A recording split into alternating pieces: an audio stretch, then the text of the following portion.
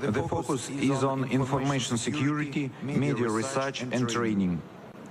I would like to express my gratitude, Honorable Madam President, for your involvement and the active work of the Tanzanian team in developing relations with Russia. We have gained excellent pace, which enables us to strengthen ties in traditional areas of cooperation and to foster new ones. The interaction between Russian and Tanzanian investors and entrepreneurs will continue next week at the International Forum Travel in Russia and later at the International Trade Fair Sabasaba in Tanzania. The next meeting of the Intergovernmental Commission will take place in Russia in 2027. It's great that such meetings and visits form a lovely, meaningful and pragmatic dialogue. If we have trust and continuity, results and prospects will follow, I'm sure. Thank you, and I wish you all fruitful work.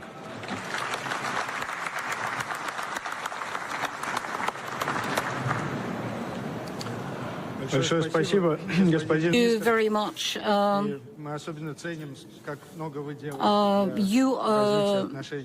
Minister of Economic Affairs, are in the strengthening of ties between Tanzania and Russia. I'd like to invite the Minister of Foreign Affairs of Tanzania, Kitila Mahmoud Thabit Kombo, Minister for Foreign Affairs and African Cooperation of the United Republic of Tanzania. Thank you. Mheshimiwa Rais wa Jamhuri ya Muungano wa Tanzania, Dr. Samia Suluhu Hassan. Your Excellency. Maxim Reshetnikov. Moderator, Mr. Peter Ivanov, our Ambassador of Tanzania to Russia. Dear delegates, good morning, good afternoon, dobre din. All. I take this great pleasure on behalf of Minister Professor Kitila Mkumbo, who is your counterpart in the Joint Economic Commission between Russia and the United Republic of Tanzania, which has got full blessings of our President, Dr. Samia Suluhu Hassan, to be one of the most effective Joint Commission. And this is a task to you and your colleague. On his behalf, although he's much taller than me, but on his behalf, I will try to fit in the shoes. As the Minister of Foreign Affairs, we are the coordinators of the joint program. I would really like to thank for this opportunity on behalf of Her Excellency President, who will come also to speak to all of you. But I would like to thank your ministry and Minister of Foreign Affairs through my brother Sergei Lavrov for making it possible. When I was researching through the internet about SPIEF, I learned something new. This is the World Economic Forum of this part. So congratulations to Russia for giving us, United Republic of Tanzania, a platform to speak today. And let me assure you, on all the arrangements and the agreements that we agreed together in Arusha, you are there for 3 continuous days with a very big delegation of 150 Russian businesses. We discussed thoroughly. We signed the agreement, Madam Excellency President, and now is putting into action all those agreements. We discussed several areas that we have already mentioned, but most importantly is also training and capacity building for our people through the scholarship program, and Madam Excellency President was awarded yesterday honoris causa in one of your great historical universities here in Russia, and we had the opportunity to accompany her. This is the Rudin University, Patrice Lumumba, which is very historical, together with Tanzania. But on top of that, United Republic of Tanzania, on our part of Ministry of Foreign Affairs and East African Cooperation, together with the Ministry of Planning and Investment in the United Republic of Tanzania and all other ministries, we are ready to work on all these areas you have mentioned: agriculture, Yesterday I had the opportunity of visiting one of the largest supermarket chains in Russia. You know it very well because it is next door to the Ministry of Foreign Affairs. And in this supermarket, I took a photo on behalf of Her Excellency President Dr. Samia Suluhu Hassan, a shelf dedicated to Tanzanian products. And this is a very good start and opportunity, a shelf dedicated to Tanzanian cashew nuts, a shelf dedicated to Tanzanian coffee, tobacco, tea, and many other Tanzanian products. And the owner of the supermarket was there present with me. And he said he has a total of 35,000 outlets in Russia. So we, as United Republic of Tanzania, are ready to feed your 35,000 outlets with all the Tanzanian products very soon. Madam Excellency has come with more than 150. We are trying to compete with you as well. She has come with more than 150 businesses who are around.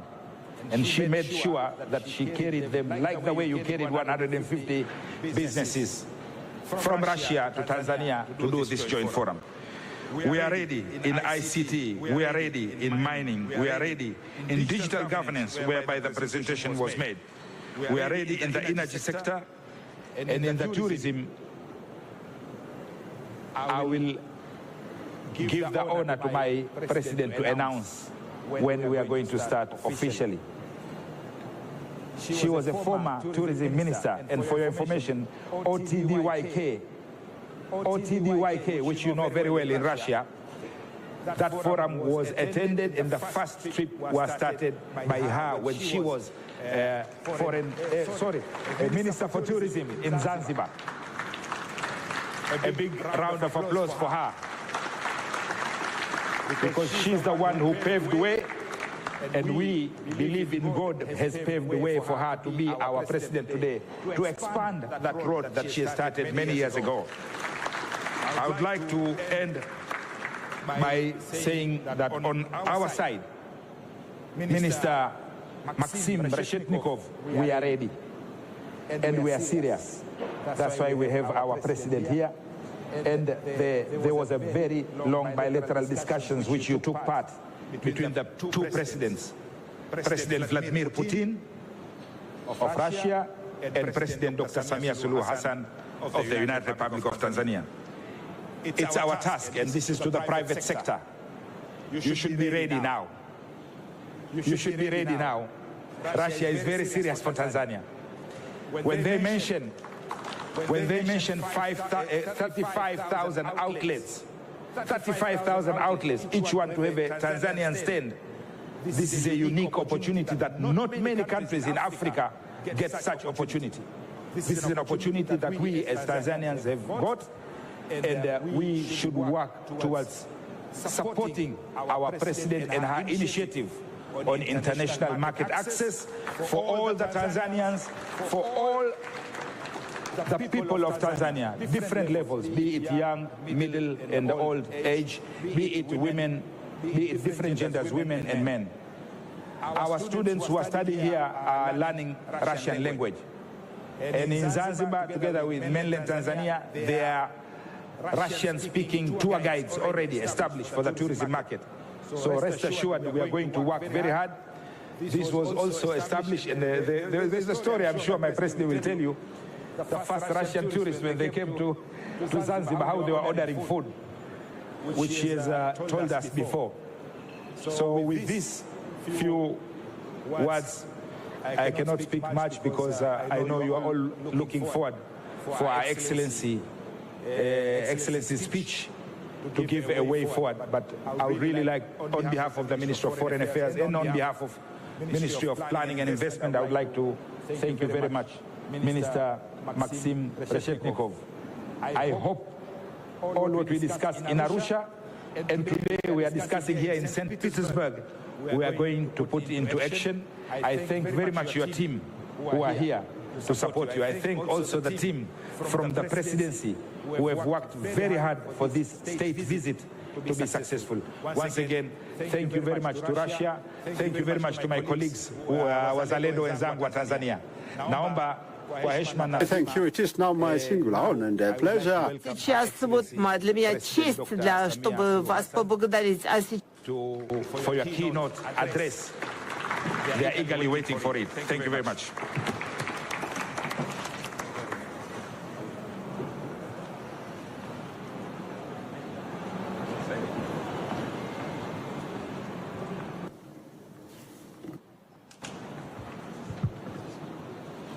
Please be seated. Thank you. Honorable Ministers, Maxim Reshetnikov, Minister of Economic Development of the Russian Federation, and my brother Mahmoud Thabit, Minister for Foreign Affairs and East African Cooperation of the United Republic of Tanzania, Your Excellencies, ambassadors and members of the diplomatic corps, leadership of the Russian Union of Industrialists and Entrepreneurs, the Russian Chamber of Commerce and Industry, and the Roscongress Foundation, leadership of the Tanzanian Private Sector Foundation and the Tanzanian Chamber of Commerce, Industry and Agriculture, captains of industry from our two nations, distinguished invited guests, ladies and gentlemen, a very good afternoon to you all. It gives me an immense pleasure to stand before you and address this important gathering convened on the sidelines of the 29th St. Petersburg International Economic Forum. Indeed, your presence here today is in large numbers reflects the steadfast commitment of our business communities from both sides to advance greater economic interactions that seek to serve the greater interests of our countries and people. For me and my delegation, this gathering is not a detour or a distraction from the main event, but a well-thought-out plan to bring together members of the private sector to engage candidly, exchange ideas, showcase products, and form business ventures that will extend far beyond the walls and corridors of St. Petersburg. It is simply not a gathering of rhetorics, but a gathering of great minds that see merit in advancing beneficial partnerships that deliver tangible results for the people of both our nations. I'm pleased to see in this room representatives of the most accomplished industrial entrepreneurs on the Eurasian region, Russia and Asia region, alongside the captains of Tanzania private sector. Some of them, I can see the faces over here, who are progressively contributing to national building. My presence here, therefore, is an invitation for collaboration for the two business and investment communities to agree on a common undertaking. Tanzania and Russia have been enjoying excellent historic friendship and cooperation for the last 6 decades, grounded by unity, solidarity, and mutual trust. In this case, we are definitely not starting from zero. We are taking off from a partnership that has gained a concrete ground. This is the perfect time now for us to concretize or to concentrate our efforts in facilitating greater economic engagements. Distinguished friends, to be honest, the existing level of trading between Tanzania and Russia does not match the status of our bilateral relations. Our bilateral trade by 2025 was below $500 million United States dollars. By 2024, Russia represents less than 1% of Tanzania's total trade volume. This is not where we should be. it is precisely this gap between the potential investment and trading and our actual performance that brings us together in this hall or in this room. Certainly, we have massive opportunities in different sectors of which we can work together for the betterment of our countries. Talking on business and investment potential in Tanzania, already Minister Maxim has touched on some of them. However, it would be remiss of me if I don't highlight some of the important facts that may be useful to this gathering. As you may be aware, Tanzania is home to more than 61 million people with a vibrant economic growth of 6% per annum, ranking among the fastest rates in Africa and maintaining a single-digit inflation rate standing at 3%.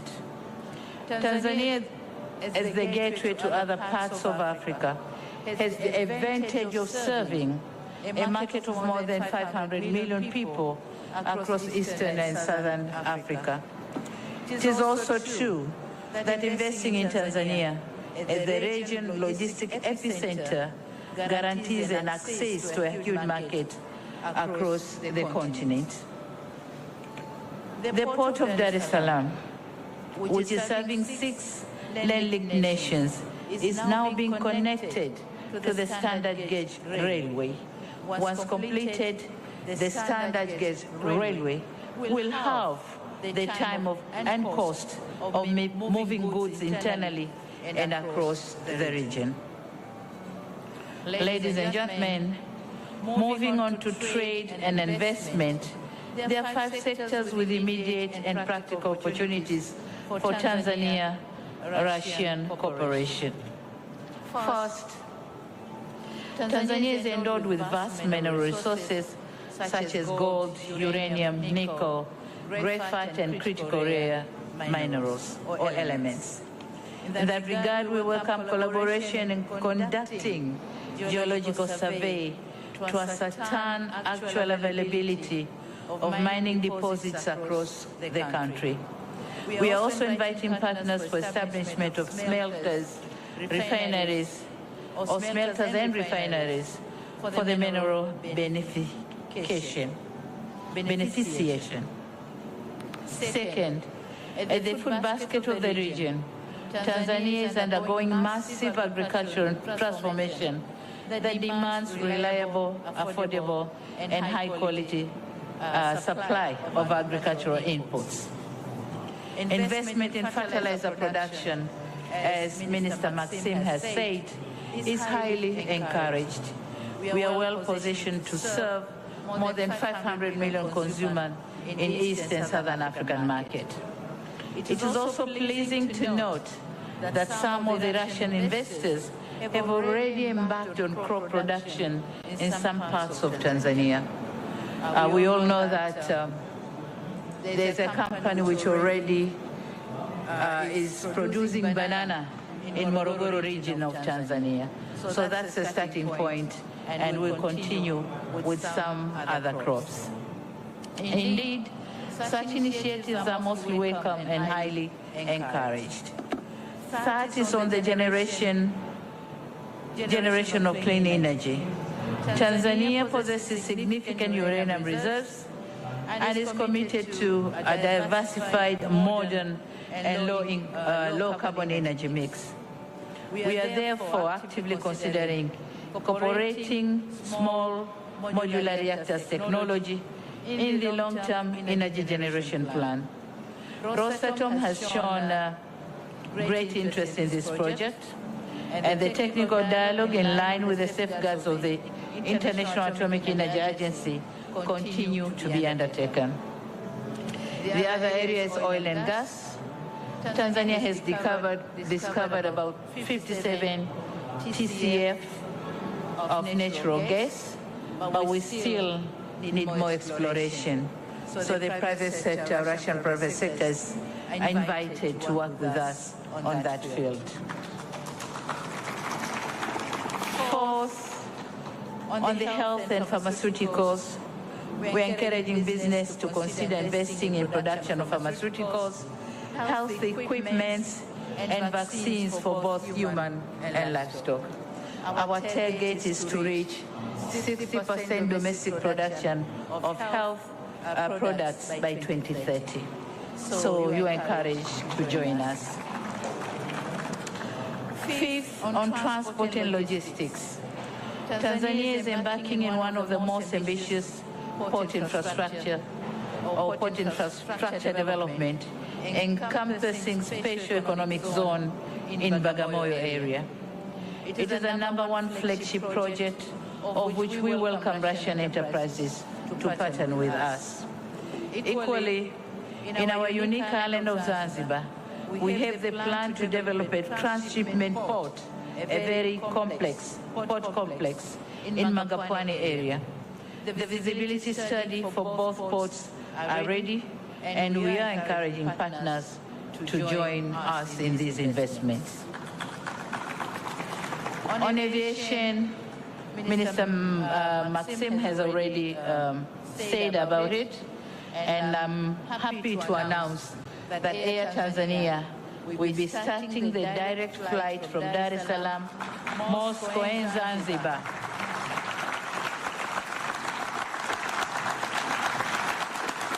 In the next month of July, and precisely 2nd of July, that's going to be the first flight to Moscow. Likewise, we look forward to Azur Air to commence direct flights from Moscow to Zanzibar. And this is an important milestone in strengthening trade and tourism.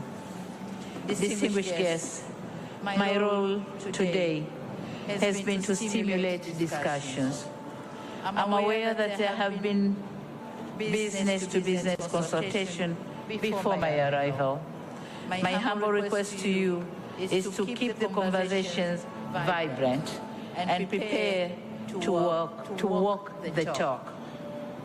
Move from rhetorics to actions.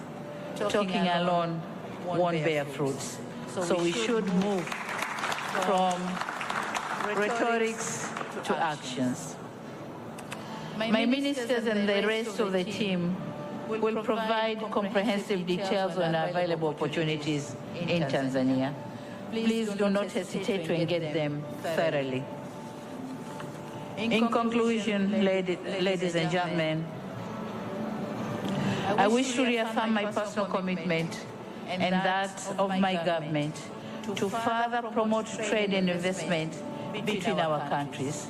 And without further ado, it is now my honor and pleasure. Are we closing or opening? We are closing, yeah? Or opening, because the discussion will continue. So it's my honor and pleasure to declare this Tanzanian-Russian Business Forum officially opened and wish you fruitful deliberation. Asante sana. Spasiba большое.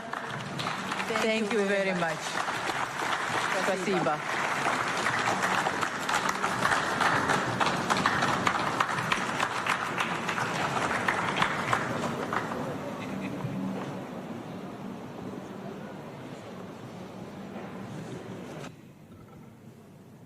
Asante sana, Madam President. Я уверен, что сейчас... Well, I'm confident that this first flight to Tanzania, which was announced for the 2nd of July, has been fully booked within 5 minutes. You have many friends in Russia, and we treasure your friendship. And for us, it is very important that you are here together with us. I am confident that in the near future, in the coming years, investment and people will come from Russia to Tanzania, and you will be pleased that you, well, spent your time with us. Thank you very much. Enormous thanks to you. The next item of our agenda is the signing of a memorandum. Exchange of memorandum has been already signed, but it's an exchange of copies of the